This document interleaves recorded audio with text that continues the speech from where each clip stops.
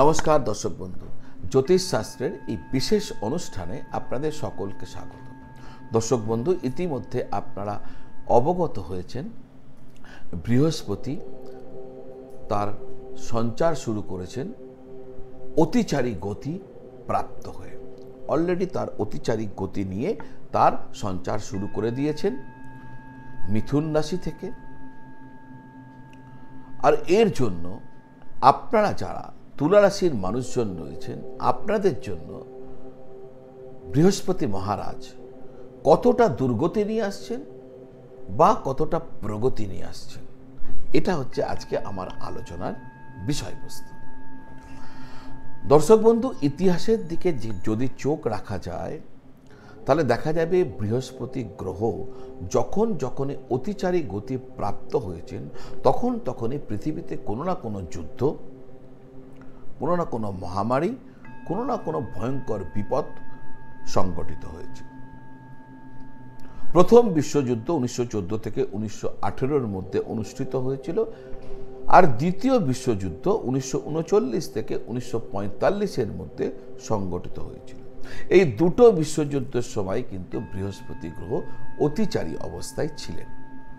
আপনারা দেখছেন তো যে এই যে সময় বলছি, এখন বৃহস্পতি অতিচারী গতি প্রাপ্ত হয়েছে। ইসরায়েল এবং ইরানের ভয়ঙ্কর যুদ্ধ এই সময়কালেই শুরু হয়েছে, এই সময়কালেই স্টার্ট হয়েছিল। তো সুতরাং এই সময় কিন্তু যুদ্ধ যখনই অতিচারী গতি প্রাপ্ত হয়, যুদ্ধ হোক, মহামারী হোক, কোনো না কোনো দুর্ভোগ, ভয়ঙ্কর দুর্যোগ পৃথিবীতে অনুষ্ঠিত হয়। যখন করোনা চলছিল, আমাদের এখানে করোনা টাইম পাস করছিল, তখনও কিন্তু বৃহস্পতি অতিচারী গতি প্রাপ্ত হয়েছিলেন। দর্শক বন্ধু, বর্তমান 15ই মে 2025 থেকে 18ই মার্চ 2032, এই পুরো 8 বছরের জন্য বৃহস্পতি অতিচারী গতি অবস্থায় থাকবেন। স্বাভাবিকভাবেই এই সময়কালে আমরা এমন কিছু দেখব যা মোটেই আমাদের কাছে কাম্য নয়। একটি বিশেষ গ্রন্থ রয়েছে ভবিষ্যমালিকা, যাতে বলা আছে 2025 থেকে 2028 মধ্যে পৃথিবী ভয়ঙ্কর থেকে ভয়ঙ্কর যুদ্ধ পরিস্থিতির সামনাসামনি হবে। এমনকি আমাদের ভারতবর্ষ কিন্তু সেই যুদ্ধ থেকে নিজেদেরকে বাঁচাতে পারবে না, তাকেও জড়াতে হবে। ভবিষ্যমালিকা গ্রন্থে এই নিয়ে ডিটেলস বলা আছে। যারা জানেন তারা তো এটা জানেনই, যারা জানেন না, আমার এই চ্যানেলে দেখবেন অনেক তো পরপর ভিডিও দেওয়া আছে। চ্যানেলটা সাবস্ক্রাইব করলে আমার ভিডিও পেয়ে যাবেন। ওই ভিডিওতে গিয়ে সার্চ করে দেখবেন ভবিষ্যমালিকা নিয়ে। ভবিষ্যমালিকাতে কি কি ভবিষ্যৎবাণী করা আছে এই বিষয় নিয়ে, সেখানে আমি সেটি জানিয়েছি। যদি সম্ভব হয়, আগ্রহ থাকে, তাহলে দেখে নেবেন। দর্শক বন্ধু, বৃহস্পতির এই অতিচারী গতির কারণে আমাদের জীবনে, ব্যবহারিক জীবনে, দৈনন্দিন জীবনে বহু ক্ষেত্রে ভুল হয়ে যেতে পারে, বহু ক্ষেত্রে আমাদের সতর্ক থাকা উচিত। পুরো বিষয়টা আজকে আপনাদের সামনে আলোচনা করব। আলোচনার বিষয়বস্তু আগেই বলেছি, তুলা রাশি।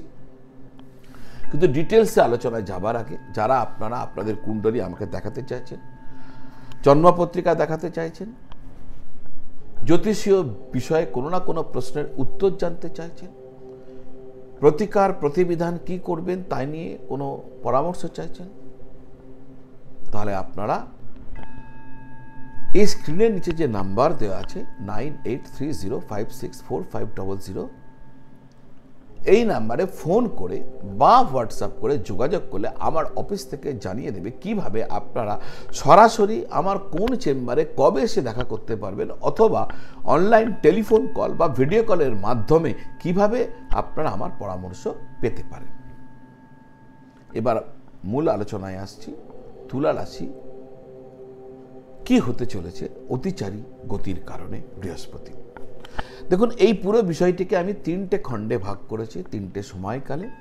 প্রথম সময়কাল 2025 15ই মে থেকে শুরু হয়েছে, যা 18ই অক্টোবর 2025 পর্যন্ত চলবে। যেহেতু বৃহস্পতি অষ্টম ঘর ছেড়ে নবম ঘর অর্থাৎ আপনার ভাগ্যের ঘরে এসে প্রবেশ করেছেন, তাই আপনার ভাগ্যের দিক থেকে এটা একটা অনুকূল পরিস্থিতি হতে চলেছে।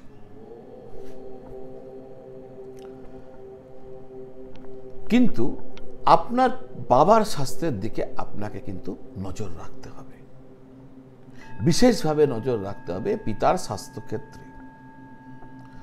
বাবার সাথে আপনার মতভেদ ঘটতে পারে, এই ক্ষেত্রেও আপনার সতর্ক থাকা উচিত হবে। বৃহস্পতির দৃষ্টি আপনার রাশির ওপর এসে পড়ার কারণে আপনার ব্যক্তিত্ব আকর্ষণীয় হয়ে উঠবে। স্বাস্থ্যের ক্ষেত্রে আপনি একটি যথেষ্ট ভালো সময় অনুভব করবেন। কোনো কারণে যদি স্বাস্থ্যক্ষেত্রে এতদিন কোনো অসুবিধা চলছিল, এবার তা দূর হয়ে যাবে, আরোগ্য লাভ হয়ে যাবে এই সময়কালে। এই সময় আধ্যাত্মিক কাজে আপনার রুচি বৃদ্ধি পাবে, ধর্মীয় কাজের সাথে আপনি যোগদান করবেন। আর এমন যদি আপনি করেন তাহলে নিশ্চিতভাবে সেটা আপনার ভাগ্য বৃদ্ধির ক্ষেত্রে সহায়ক ভূমিকা নেবে। এবার আসা যাক দ্বিতীয় সময়কাল। এটি শুরু হচ্ছে 18 অক্টোবর 2025 থেকে 5 ডিসেম্বর 2025 পর্যন্ত হচ্ছে দ্বিতীয় সময়কাল। এই সময়কালে বৃহস্পতি আপনার রাশির নবম ঘর ছেড়ে দশম ঘরে প্রবেশ করবেন। আর এই ঘরে আসলে বৃহস্পতি উচ্চ হয়ে যান, কারণ এটা কর্কট রাশির ঘর। ফলে আপনি আপনার ক্যারিয়ারের জায়গায় এই সময় যথেষ্ট প্রগতি দেখতে পাবেন। এতদিন যে সমস্ত কাজ বহু চেষ্টার পরেও আপনার দ্বারা শেষ করা সম্ভব হচ্ছিল না, সেই কাজে কিন্তু আপনি এবার সাফল্য পেয়ে যেতে পারেন। এক্ষেত্রে আপনাকে মনে রাখতে হবে, তাড়াহুড়ো করে কোনো সিদ্ধান্ত আপনি কাজের ক্ষেত্রে গ্রহণ করবেন না। তাড়াহুড়ো করে চটজলদি কোনো সিদ্ধান্ত নিলে সেটা কিন্তু আপনাকে ভালো ফল দেবে না, বুমেরাং হয়ে ফিরে আসতে পারে। ক্যারিয়ারের ক্ষেত্রে কোনো রকম রদবদল বা কোনো ট্রান্সফারের বা কোনো পরিবর্তনের চিন্তা করা আপনার উচিত হবে না। আর যদি চেষ্টাও করেন তাহলে বহু চিন্তা ভাবনা করে সকলের সাথে পরামর্শ করে তবেই এগোবেন, না হলে বিরত থাকা উচিত হবে। বহু ক্ষেত্রে যোগ্য প্রয়াসে যারা এখনো চাকরি পাননি তারা কিন্তু চাকরি পেয়ে যেতে পারে।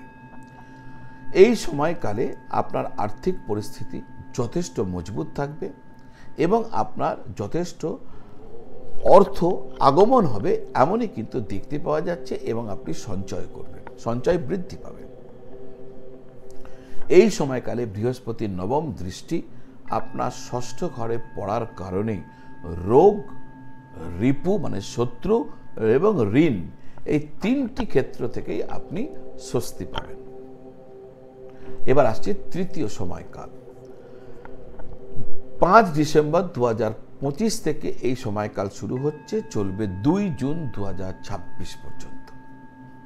বৃহস্পতির এই সময়কালে তিনি আবার পিছনে ফিরে যাবেন, অর্থাৎ তিনি ছিলেন কর্কটে, আবার চলে যাবেন মিথুনে, যেখান থেকে তিনি তার যাত্রা মাত্র 5 মাসের মধ্যে কমপ্লিট করে অতিচারী গতি নিয়ে ঢুকে পড়েছিলেন কর্কট রাশিতে।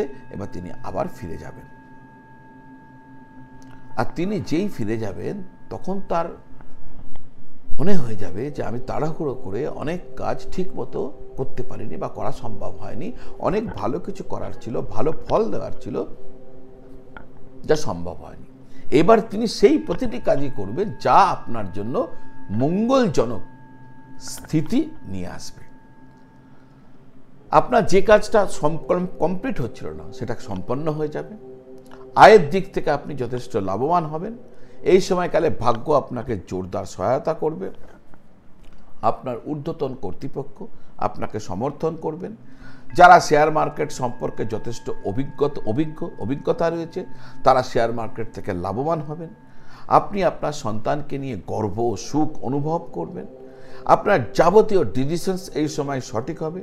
প্রেম, ভালোবাসা সমস্ত দিক থেকে এই সময়কালে আপনি যথেষ্ট সুখ অনুভব করবেন। পঞ্চম ভাবে বৃহস্পতির দৃষ্টি নবম পঞ্চম কানেকশনস তৈরি করে দিচ্ছে। এই ফলে আপনার পূর্ব পুণ্য জাগ্রত হয়ে উঠবে। সুতরাং এই সময়কাল আপনার জন্য অত্যন্ত গুরুত্বপূর্ণ হতে চলেছে। এবার প্রশ্ন হচ্ছে, এই যে এত ভালো ভালো কথা, সবই কি হবে? না দর্শক বন্ধু, এখানে একটা টুইস্ট আছে।